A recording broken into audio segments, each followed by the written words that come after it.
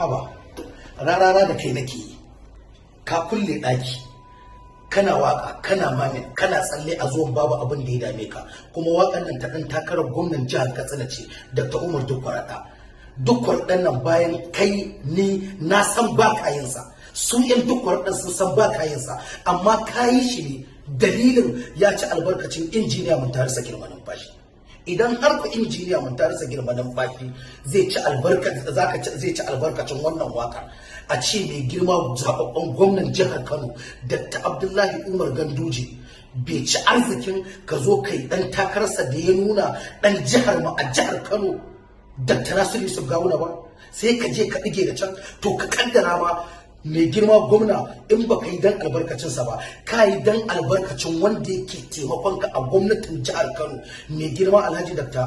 Murtala Sula Galadima Garo. Murtala Sulan Garo babu abin da bai ma ba, har ranar da ya zo zai lallaba ka a kan ka yarda ka zo kai harkar nan, naira miliyan 20 ce a cikin buhu, wannan ni ne shaida gabana ka ɗauki ta.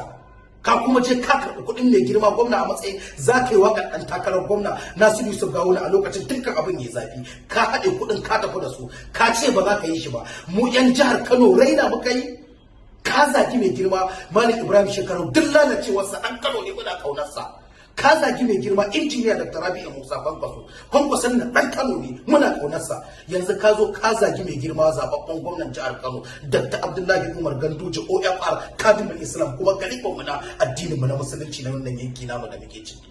Kuma shi kenan saboda tsabar kaskanci ka zage kowa a Kano, can jihar ka tsallaka ka yabi kowa, ba mu ji ka zage kowa a jihar ka ba. Mu jihar Makarena, jihar musulunci, jihar malamai, jihar waliyan Allah, jihar mutanen kirki, mutanen arziki, sai mu ci kana faɗin zance kana zuwa har kana wata magana.